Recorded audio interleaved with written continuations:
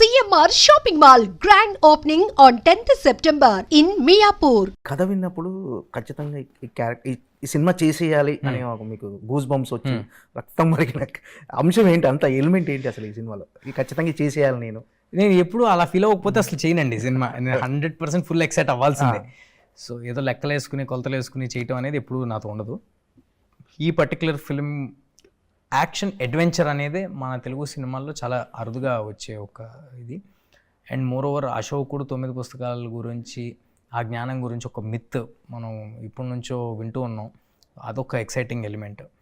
And ఈ సినిమాలో ఎంతటి పెద్ద విపత్తు వచ్చినా, ఎంతటి పెద్ద విపత్తు రాబోతున్నా దానికి సమాధానం మన ఇతిహాసాల్లో ఎప్పుడో పెట్టబడి ఉంది అనే ఒక కాన్సెప్ట్ నాకు హైనిచ్చిన కాన్సెప్ట్. అండ్ ఇవన్నీ ఎవరు చెప్పారు అనేది కూడా ఇంపార్టెంట్ అండి. ఇదంతా ఒక ఎక్స్ట్రీమ్లీ టాలెంటెడ్ పర్సన్ కార్తిక్ ఇలాంటి ఐడియా చెప్పేపాటికి ఐ వాజ్ సూపర్ ఎక్సైటెడ్. అంటే ఇది నేరేషన్ ఇచ్చినప్పుడు మీకు బాగా ఈ సినిమా చేసేయాలనుకో సన్నివేశం ఏదైనా గుర్తుందా? నేరేషన్ ఇచ్చిన బాగా ఈ సినిమా ఖచ్చితంగా చేసేయాలి అని ఒక అనిపించిన సన్నివేశం ఏదైనా ఉందా ఈ సినిమాలో ఫస్ట్ నేరేషన్ ఇచ్చినప్పుడు? క్లైమాక్స్ నాకు ఎక్స్ట్రాడినరీ కిక్ ఇచ్చింది. అలానే కాదు సార్, అంటే యాజ్ అ హోల్ ఏదో అంటే నేను కథ వినేటప్పుడు నన్ను నేను చూసుకుని నేను ఈ సీన్ చేస్తే ఎలా ఉంటుంది, అది నాలో ఉండదండి. ఓవరాల్గా యాజ్ అన్ ఎక్స్పీరియన్స్ ఆడియన్స్ థియేటర్కి రావడానికి ఒక రీజన్ ఉందా? As an experience I delivering something totally new that nobody has delivered until now. And but at చాలా కొత్తగా ఉండాలి బ్యాక్డ్రాప్ విధంగా, బట్ కథగా మనకు తెలిసిన కథ ఉండాలి. మనకు తెలిసిన కథ అంటే I mean to say emotions మనకు దగ్గరగా ఉండే ఎమోషన్ అయి ఉండాలి. అండ్ చాలా క్లీన్ ఫిల్మ్ అయి ఉండాలి. అక్రాస్ జనరేషన్స్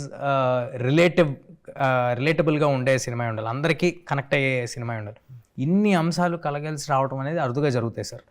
సో ఇవన్నీ ఈ సినిమాలో కలిసి వచ్చినాయి. Okay, yeah. కార్తీక్ ఘట్టంనేని ముందు సక్సెస్ ఇచ్చాడా లేదా అనేది వదిలేస్తే, యాజ్ అతను నేరేషన్ చెప్పి అతని స్ట్రెంగ్త్ ఏం గమనించారంటే కార్తీక్ ఈ సినిమా తీయగలడు అంటే కార్తీక్ స్ట్రెంగ్త్ ఏమిటి అనుకుంటున్నారు? Actually Karthik strength sincerity sir, sincerity. And Karthik strength కొత్తగా నేను గమనించేది ఏముంది సార్, తను excellent photographer, most talented cinematographers in Tollywood.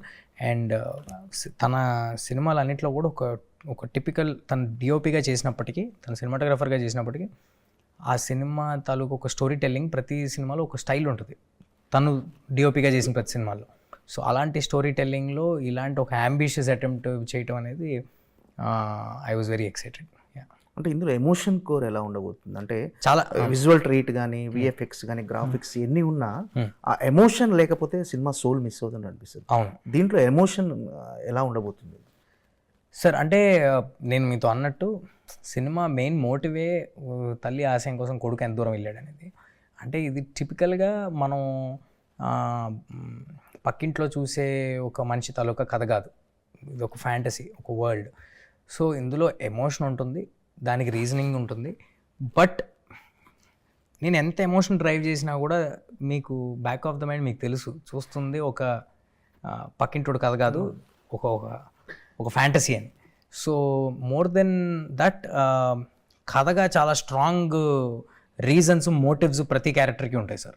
Okay, అంటే ఈ సినిమా చాలా అవుట్డోర్ షూట్స్ జరిగినాయి, చాలా రిస్కీ షాట్స్ కూడా ఉన్నట్టుగా తెలుస్తుంది. ఇందులో మీరు చాలా రిస్కీ షాట్స్ చాలా చేశారా? అందులో బాగా ఛాలెంజింగ్గా ఫీల్ అయిన సీన్స్ ఉన్నాయేమన్నా? బాగా ఛాలెంజింగ్గా ఫీల్ అయ్యేది ఎప్పుడు ప్రమోషన్స్ సార్. షూటింగ్ అనేది చాలా తేలిగ్గా ఉంటుంది, బట్ జోక్స్ అపార్ట్ చాలా చేసాం సార్. అంటే నిజంగా లైవ్ లొకేషన్స్కి వెళ్ళి చేసాం మేము. ఏది బాడీ డబుల్స్ వాడటమో, లేకపోతే డూపులను వాడి చేయటమో, లేకపోతే గ్రీన్ మ్యాట్లో చేయటమో చేయలే. నిజంగా హిమాలయస్ వెళ్ళాం, నిజంగా శ్రీలంక వెళ్ళాం, నిజంగా బ్యాంకాక్ వెళ్ళాం. ఆ లొకేషన్స్లో ఫైట్లు చేసాం, యాక్షన్ చేసాం, అన్ని స్టంట్స్. రేపు పొద్దున్న మీరు సినిమాలో చూడబోయే ప్రతి ఒక్క స్టంట్ నేను చేసిందే.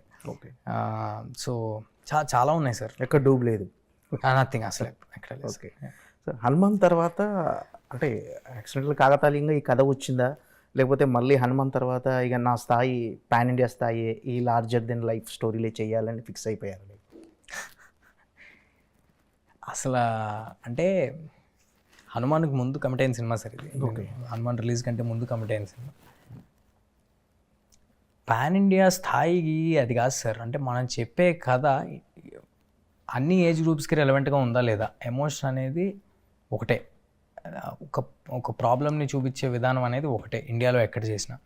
సో నేను ఇందాక చెప్పినట్టు నా దగ్గరికి ఏదైనా కథ వచ్చినప్పుడు నేను గమనించుకునే, ప్రతి సినిమాలో అవన్నీ గమనిస్తాను కాదు, బట్ నేను కొన్ని పర్టికులర్ సినిమాల్లో కథలు చెప్పినప్పుడు నేను గమనించేది ఏంటంటే, ఇది ఒక క్లీన్ ఫిల్మా, నన్ను నేను చూసుకుంటున్నానా, can I be part of this film, and థియేటర్కి రావడానికి ఆడియన్స్కి ఎక్సైట్మెంట్ ఉందా ఈ కథలో, అదర్ దెన్ స్టార్ క్యాస్ట్ తీసేసి, మ్యూజిక్ తీసేసి, ఇంకోటి తీసేసి కూడా కథగా దానికి ఆ బలం ఉందా లేదా అనేది వెతుక్కుంటా.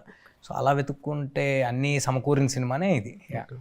అంటే సినిమా ట్రైలర్ రిలీజ్ వరకు కూడా, అంటే ముందు వచ్చిన టీజర్ కానీ గ్లిమ్స్ కానీ డెఫినెట్గా అందరికీ నచ్చినాయి. కానీ ట్రైలర్ వచ్చిన తర్వాత మోస్ట్ యాంటిసిపేటెడ్ మూవీ అనే ఇప్పుడు రేటింగ్స్లో కూడా ఇది టాప్లో ఉంది. సో ఇప్పుడు రిలీఫ్ అయ్యారా? లేదు. టెన్షన్ రిలీఫ్ అయ్యారా? లేదు, అది ఏం అవ్వలేదు. నాకు ఆ వీకెండ్ అయ్యేంత వరకు సినిమా అందరికీ డెలివరీ అయింది, అందరికీ నచ్చింది అనేంత వరకు అది ఎప్పుడు ఉంటుంది సార్. ట్రైలర్ చూసిన తర్వాత మీకు వచ్చిన ఫీడ్బ్యాక్ ఎలా ఉందని ఇండస్ట్రీ నుంచి కానీ? Great sir, great. అంటే డెఫినెట్లీ సర్ప్రైజ్ అయ్యామని చెప్పారు. Yeah, very good. అంటే చిరంజీవి గారి దగ్గర నుంచి ఒక నోట్ వచ్చినట్టుగా తెలిసింది చిరంజీవి గారు. Yeah, so sweet of Chiranjeevi sir. ఎప్పుడు నేనే కాదు, ఎవరు ఆయన్ని మెప్పించినా ఫస్ట్ వెన్ను తట్టి ప్రోత్సహిస్తారు. సో అలా చిరంజీవి పెద్ద మెసేజ్ పెట్టారు మా ప్రొడ్యూసర్ గారికి, నాకు వెరీ హ్యాపీ. అంటే మిరాయిలో అంటే మెయిన్ కిడ్స్, అంటే ఇప్పుడు మామూలుగా పిల్లలు కిడ్స్ని అలరించే అంశాలు ఉన్నాయి సార్. ప్రెడామినెంట్లీ ఫ్యాంటసీ అంటేనే అది కదా సార్. పిల్లలకి ఒక చందమామ కథ చూస్తున్నట్టు ఉంటుంది, స్టార్టింగ్ నుంచి ఎండింగ్ వరకు వాళ్ళకి చాలా ఎంటర్టైనింగ్గా ఉంటుంది. కథ కూడా చాలా నీట్గా అర్థమవుద్ది ఏం జరుగుతుంది ఏంటనేది. యా, డెఫినెట్లీ పిల్లలకి చాలా ఎక్సైటింగ్గా ఉండే cinema sir.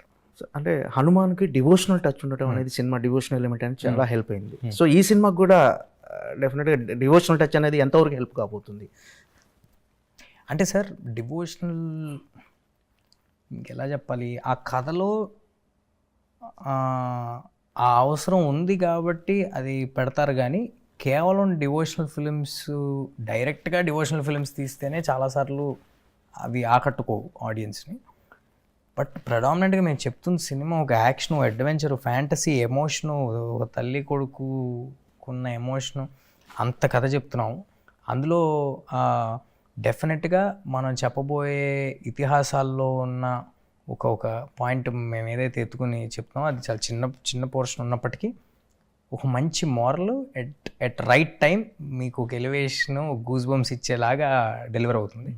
So yeah, but yeah, అంతే. అంటే మీరు బాగా నటుడు అవ్వటం యాజ్ ఆర్టిస్ట్గా అంటే ఇప్పుడు ఎంతవరకు ప్లస్ అయిందంటే, ఇప్పుడు చేసిన క్యారెక్టర్స్ కానీ వీటికి కానీ అంటే మోర్ ఈజీ అయిందా మీకు? డెఫినెట్గా సార్. అంటే అసలు జీరో కెమెరా ఫియర్ నాకు. నా కెమెరా ఉన్నా లేకపోయినా I will be the same. And చిన్నప్పటి నుంచి పెద్ద ఆర్టిస్టులతో వాళ్ళతో చేసేపాటికి కెమెరా ఫ్రెండ్లీ అయ్యేపాటికి నాకు ఎప్పుడు